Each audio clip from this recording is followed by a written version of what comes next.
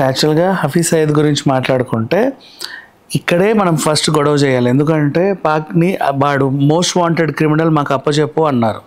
వాడిని జైల్లో పెట్టామండి, శిక్ష అనుభవిస్తున్నాడు, అప్పచెప్పడానికి లేదు అన్నాడు. మరి ఆ జైల్లో మగ్గుతున్నోడు ఇంత చక్కగా స్టేట్మెంట్ ఎలా ఇచ్చాడు?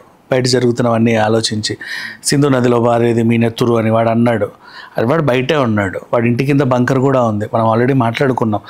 అండ్ వాడి పేరు మీద, వాడి తల మీద $10,000 అదే $10 మిలియన్ అమెరికన్ డాలర్లు ఉన్నాయి వాడి తల. అంటే 31 దేశాల్లో వాడికి ఉగ్రవాద ముద్ర ఉంది.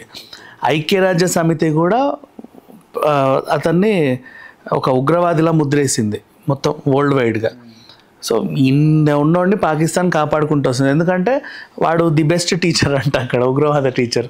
మరి వాడు వీడిపోతే మనకి ఇంకెవడు దొరకడు అన్నట్టుగా వాడిని ఏదో మేపుతున్నారు. సరే ఏడవని, వాళ్ళ కర్మ వాళ్ళది. ఇకపోతే ఇప్పుడు మన దగ్గర రెచ్చిపోయే గ్యాంగుల్లో ఫస్ట్ ఈ బిష్నోయ్ ఉంటాడు. బిష్నోయ్ ఎవడు అంటే యాక్చువల్గా సింపుల్ చెప్పాలంటే ఒక చిల్లర దొంగ వీడు.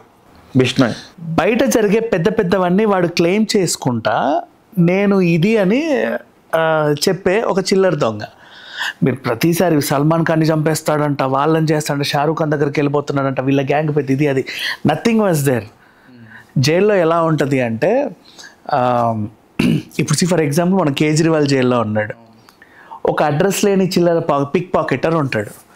వాడికి ఏంటంటే ఇటుపక్క చూస్తేనేమో ఎవడరా వీడంటే వాడు పెద్ద ఉగ్రవాది, వీడు పెద్ద తీవ్రవాది, వాడు ఆయన చంపేసినాడు వీడే, వాడిని వేసేసినాడు వీడే అని చెప్తాడు. నేను కూడా ఇట్లా అవ్వాలనుకుంటాడు వాడు. ఓకే, జైల్లో ఉన్న వాళ్ళకి అంతే. ఇప్పుడు బయట ఉన్నవాడు ఏంటంటే అబ్దుల్ కలాం చూసి నేను అలా అవ్వాలి, ఈ హీరోని చూసి ఇలా అవ్వాలనుకుంటారు. జైల్లో ఉన్నాడు అక్కడున్న ఇట్లా ఉంటారు కదా పెద్ద పెద్ద కరుడు కట్టిన ఉగ్రవాదులు, తీవ్రవాదులు, పెద్ద పెద్ద దొంగలు, పేరు మోసిన గ్యాంగ్స్టర్స్, వాడిలాగా అవ్వాలనుకుంటారు. అవి ఏం చేస్తే ఇప్పుడు కేజ్రీవాల్ జైల్లో ఉన్నాడు, కేజ్రీవాల్ని వేసేస్తే